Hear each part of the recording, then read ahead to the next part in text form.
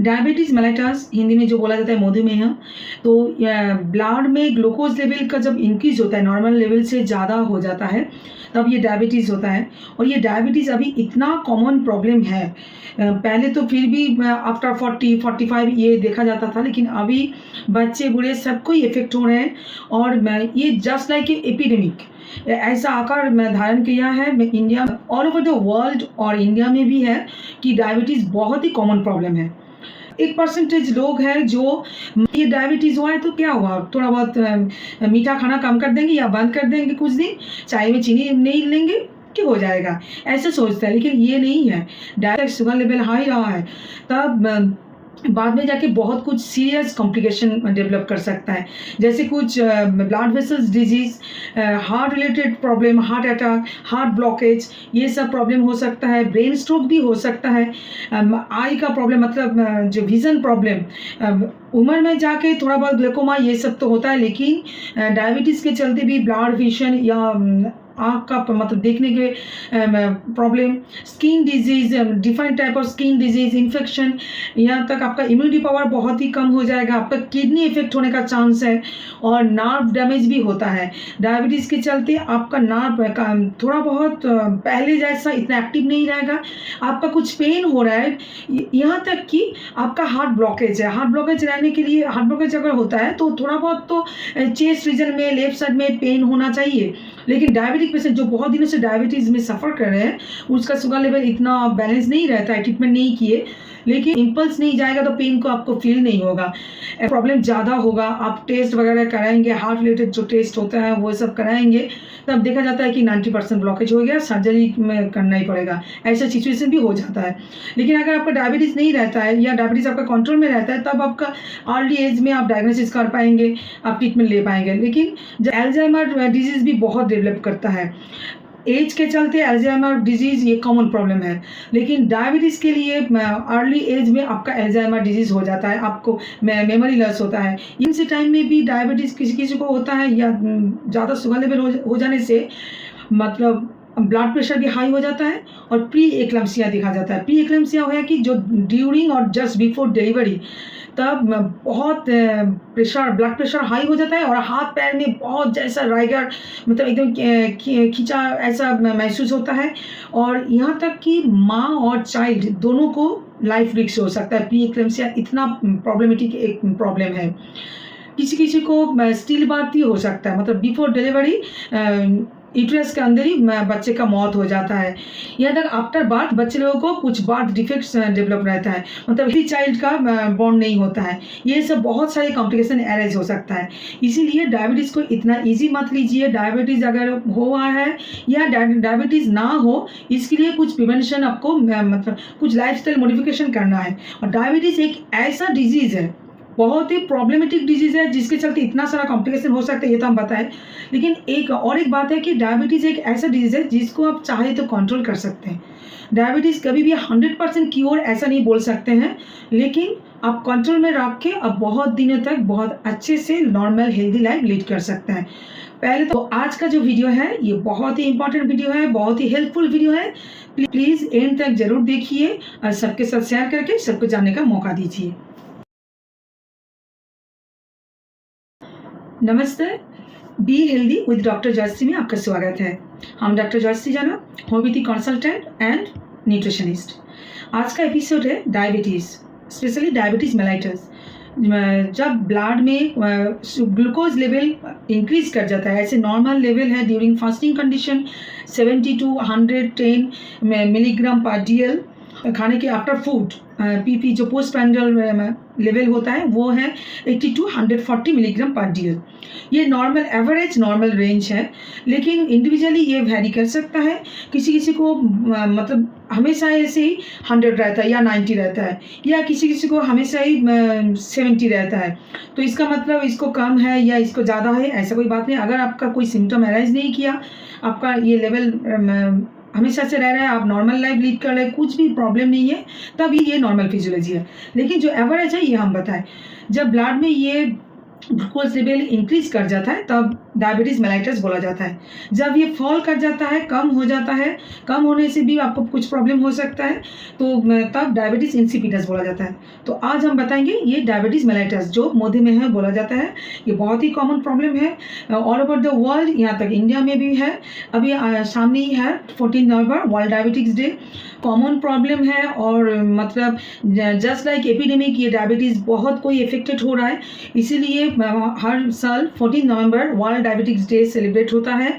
Through out month ये programme चलता है, एक अवेयरनेस प्रोग्राम होता है, जैसे मतलब डायबिटीज़ प्रिवेंट कैसे करेंगे, कैसे लाइफस्टाइल चलने से आपका आप डायबिटीज़ में इफेक्टेड ना हो, या तो आप इफेक्टेड हो भी गए फिर भी आपको इतना प्रॉब्लम ना हो या कॉम्प्लिकेशन डेवलप ना करे, इसीलिए ये प्रोग्राम होता है। और 2 टाइप्स होता है, एक है इंसुलिन डिपेंडेंट डायबिटीज़ मेलाइटस और 2 है कि non insulin dependent diabetes mellitus. Immunity system इतना कम हो जाता है कि पैनक्रियास सेल जो इंसुलिन प्रोड्यूस करता है वो कम हो जाता है। इंसुलिन जो हार्मोन है ये इसका मोस्ट इम्पॉर्टेंट काम है कि खाना खाते हैं उसका जो ग्लूकोज पार्ट है उसको वो कैलोरी में कन्वर्ट करते हैं, एनर्जी में कन्वर्ट करते हैं, और हम लोग को बॉडी में जो सेल एक्टिविटीज चलता रहता है अंदर में, जैसे हम लोग इतना एक्टिव रह रहे हैं, तो ये हेल्दी लाइफस्टाइल के लिए ये जो सेल एक्ट कर रहा है उसको ये एनर्जी सप्लाई देता है। लेकिन जब इंसुलिन हम लोगों का मतलब प्रोडक्शन कम हो जाएगा तब ये शुगर हम जो खाना खा रहे हैं उसका जो शुगर कंटेंट है वो तो एनर्जी में कन्वर्ट नहीं हो रहा है, तब क्या हो रहा है कि वो शुगर जम रहा है। कहाँ जमेगा? वो ब्लड स्ट्रीम में जमेगा। जैसे मानो कि आप तो जैसे हम लोग का घर में नल का पानी आता है तो वो नल में क्या होता है कि बीच बीच में साफ करना पड़ता है ना, क्योंकि अगर कोई ख़राब पानी आया तो देख रहे हैं कि हाँ सप्लाई वाटर वो बहुत अच्छे से नहीं है, थोड़ा बहुत ख़राब है, कभी कभी तो हो ही जाता है। तो जब ख़राब पानी बहुत दिनों से आएगा तो उसका जो राफेज है वो सेडिमेंट हो जाता है और नल थोड़ा जम जाता है, ऐसा होता है ना। इसके चलते आपका ब्लड वेसल के अंदर वो ऐसे मतलब डिपोजिशन होता रहेगा, और जब डिपोजिशन होता रहेगा तब आपका ब्लड सप्लाई ठीक से नहीं होगा, आपका हार्ट भी ठीक से काम, हार्ट में ब्लड जाएगा उसके लिए भी काम प्रॉब्लम होगा, किडनी में फिल्ट्रेशन के लिए जाएगा उसमें भी प्रॉब्लम हो जाएगा। ऐसे लीवर, हार्ट, किडनी ये सब धीरे धीरे, वो बहुत बात की बात है लेकिन इफेक्ट करेगा, और ऑक्सीजन सप्लाई भी कम हो जाएगा, इसलिए आपका ब्रेन स्ट्रोक भी हो सकता है। ये जनरली होता है जेनेटिक कॉज, मतलब मानो फैमिली में आपका कोई पापा या ग्रैंडफादर ये सब, या मम्मी या ग्रैंडमा ये सब, मतलब किसी का भी रहा है डायबिटीज़, तब आपको थोड़ा बहुत कॉन्शियस रहना है, क्योंकि उन लोगों को टाइप 1 डायबिटीज़ होने का बहुत चांसेस होता है। और कुछ जो सेडेंटरी लाइफस्टाइल लीड करते हैं, इन्वायरमेंट उनका इतना अच्छा नहीं है, स्ट्रेस में फुल रहते हैं, या तो चिल्ड्रन लोगों को भी ये टाइप 1 डायबिटीज़ बहुत देखा जाता है, थोड़ा बहुत यंग एज या चिल्ड्रन लोगों को भी ये टाइप 1 डायबिटीज़ देखा जाता है। और टाइप 2 है कि non insulin dependent diabetes mellitus. Pancreas cell का इतना प्रॉब्लम नहीं है, वो इंसुलिन प्रोडक्शन कर सकता है लेकिन बॉडी ठीक से यूटिलाइज नहीं कर पा रहा है। और ये पैनक्रियास सेल का एक बात है जो इंसुलिन प्रोडक्शन करता है, अगर आप इंसुलिन यूज़ नहीं करेंगे वो प्रोडक्शन नहीं करेगा। जब प्रोडक्शन कम हो जाएगा, इंसुलिन ठीक से यूज़ नहीं हो रहा है, तब भी ब्लड में शुगर लेवल बढ़ेगा, वो डिपोजिशन होता रहेगा। और ये ज़्यादातर देखा जाता है जो लोग ओवरवेट होता है, बहुत वेट ज़्यादा हो रहा है, ओबेसिटी, यहाँ तक ओबेसिटी भी डेवलप कर गया, उन लोगों को ये टाइप 2 डायबिटीज़ बहुत ज़्यादा देखा जाता है। या तो थोड़ा बहुत 40-45 ईयर्स एज हो गया उन लोगों को भी, इसीलिए हम बोले कि आफ्टर 30 या 40, पहले तो 40-45 बोला जाता है, लेकिन अभी जो सिचुएशन चल रहा है आफ्टर 30 हम बोलेंगे कि ईयरली एक बार आपको चेकअप जरूर कराना है, कुछ ब्लड स्क्रीनिंग टेस्ट आपको करना है, उसके अंदर ये ब्लड शुगर लेवल भी इंक्लूडेड तो आपको करना है, क्योंकि एज के चलते भी किसी किसी को ब्लड शुगर लेवल हाई हो जाता है। स्टेज में इतना ज़्यादा अगर शुगर लेवल हाई नहीं हुआ है तब विदाउट मेडिसिन बहुत अच्छे से आप उसको रिकवर कर पाएंगे, या कॉम्प्लिकेशन कुछ डेवलप नहीं करेगा। और जेनेटिकली भी टाइप 2 डायबिटीज़ हो सकता है, जिन्होंने फैमिली साइड में अगर टाइप 2 डायबिटीज़ पहले सफ़र किए हैं तो उन लोगों को भी पहले से ही कॉन्शियस रहना चाहिए। जेनेटिकली हम 10 सिम्टम बताएंगे, वो बहुत ही इंपॉर्टेंट, बहुत ही कैजुअल सिम्टम है लेकिन बहुत ही इंपॉर्टेंट सिम्टम है। पर्टिकुलरली फ्रीक्वेंट यूरिनेशन आपको बहुत ज़्यादा अर्जिंग रहेगा, आप जितना पानी पिएंगे उससे ज़्यादा आपको यूरिनेशन का अर्जिंग रहेगा। अब बहुत फ्रिक्वेंटली आप यूरिनेशन आपको करने का मन करेगा, अर्जिंग भी रहेगा, होगा भी, और ज़्यादातर रात को होता है, रात को बहुत ज़्यादा फ्रिक्वेंसी ऑफ मिक्चुरेशन रहता है।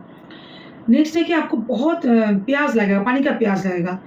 जब गर्मी का मौसम होता है, बाहर टेम्परेचर बहुत हॉट रहता है, तब तो प्यास लगेगा, ये बहुत ही कॉमन बात है। लेकिन बाहर का मौसम इतना गर्मी नहीं है, आप धूप में इतना नहीं गए हैं, आप पानी पिए हैं, कुछ देर पहले ही पानी पिए हैं, फिर भी आपको बहुत ज़्यादा पानी का प्यास लगेगा, मतलब ड्राइनेस ऑफ म्यूकस मेम्ब्रेन हो रहा है। अंदर मुँह में, गला में आपका म्यूकस मेम्ब्रेन ड्राई फील हो रहा है, आपको पानी पीने का बहुत प्यास लग रहा है, ये भी हो सकता है। आप खाना खा रहे हैं, फिर भी आपको मतलब एपेटाइट इंक्रीज़ कर गया, आपको बहुत ज़्यादा खाने का भूख लग रहा है बहुत जल्दी-जल्दी। आप खाना खाए हैं, मतलब कम से कम 2 घंटा 3 घंटा वेट कर ही सकते हैं। हर खाने का गैप 2-3 घंटा हम गैप नॉर्मली हेल्दी लाइफ़स्टाइल के लिए 2-3 घंटा गैप देना चाहिए। लेकिन आप देखिए, आप खाना खाए आधा 1 घंटा नहीं हुआ कि नहीं हुआ, आपको फिर भी भूख लग रहा है, ये भी हो सकता है।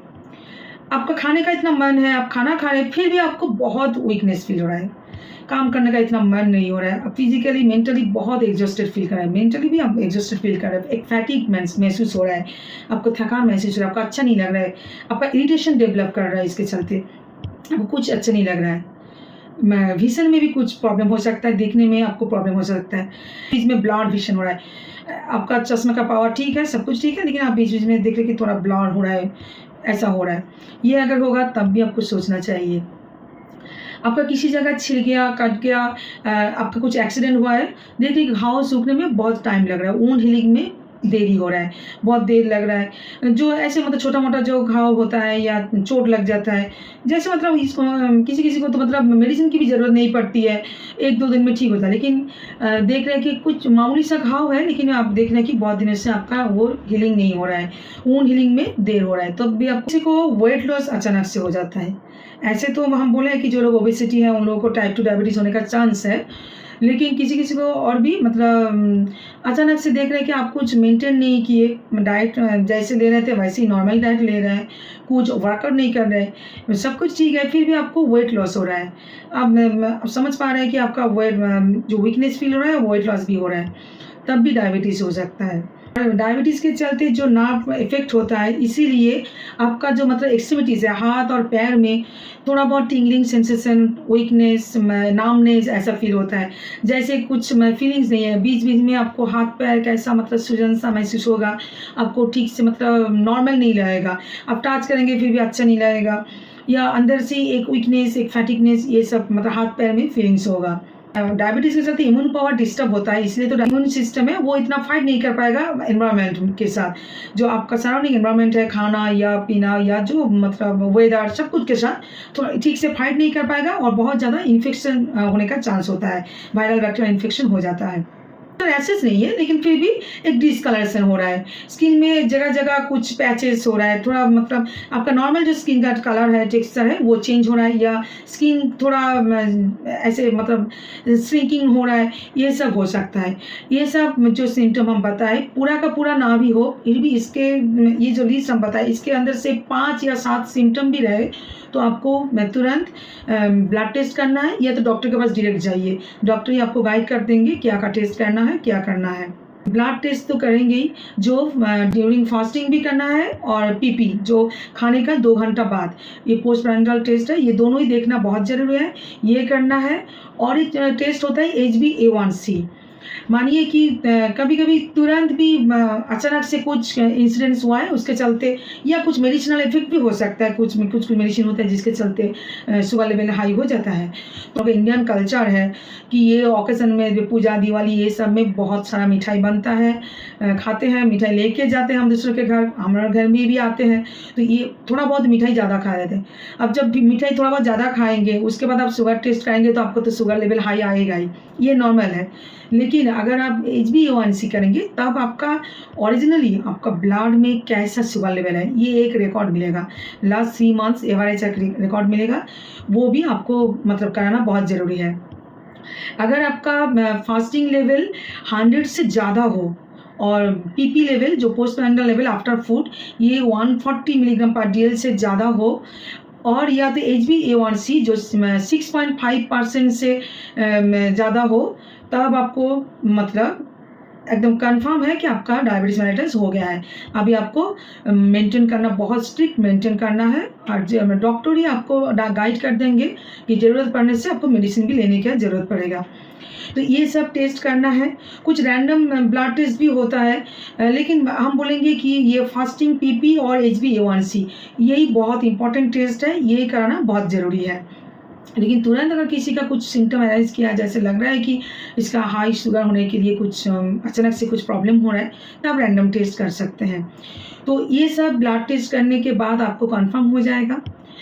अगर आपका डायबिटीज़ हो ही गया है एकदम, या आप थोड़ा बहुत रिस्क फैक्टर में है, जैसे जेनेटिकली आप रिस्क फैक्टर में हैं, या बहुत वर्क स्ट्रेस लेते हैं, बहुत स्ट्रेसफुल लाइफ है आपका, ये सब होने से, या आपका वेट ज़्यादा है, तब मतलब क्या आप थोड़ा रिस्क फैक्टर के अंदर है। अभी तक आपका शुगर लेवल हाई नहीं हुआ है, लेकिन होने वाला है। डायबिटीज़ को प्रिवेंट करने के लिए, या जिन लोगों को डायबिटीज़ हो गया है उन लोगों को मतलब शुगर लेवल कंट्रोल में रखने के लिए 5 पॉइंट्स हम बताएंगे, वो आपको अच्छे से करना है। नंबर 1 है डाइट, नंबर 2 है रेगुलर एक्सरसाइज वर्कआउट, नंबर 3 है एक रेगुलर लाइफस्टाइल अच्छे से मेंटेन करना है, नंबर 4 है जो आपके पास पूरा मतलब आपके हाथ में पूरा नहीं होगा, लेकिन फिर भी आपको करना है, वो है स्ट्रेस फ्री लाइफ, थोड़ा बहुत स्ट्रेस को कम करना है, और नंबर 5 रेगुलर स्क्रीनिंग। को डायबिटीज़ है या थोड़ा बहुत उन लोगों को मंथली करना है जो ब्लड टेस्ट, और जिन लोगों को बहुत ज़्यादा फ्लैक्चुएट करता है, थोड़ा बहुत एज होने से ये ज़्यादा होता है, या बहुत सालों से आप डायबिटीज़ का पेशेंट है, तब भी आपको ये फ्लैक्चुएशन मतलब क्या, अभी आपका शुगर फॉल हो रहा है तो अभी कल आपका अचानक से बहुत हाई हो रहा है, ये होने से तब आपको वीकली रेगुलर टेस्ट करना है। ये 5 पॉइंट आपको याद रखना है। ये करने से आप डायबिटीज़ को प्रिवेंट भी कर पाएंगे, या तो जिन लोगों को हो गया वो लोग थोड़ा बहुत कंट्रोल कर पाएंगे। सब कोई स्वस्थ रहिए। नमस्ते।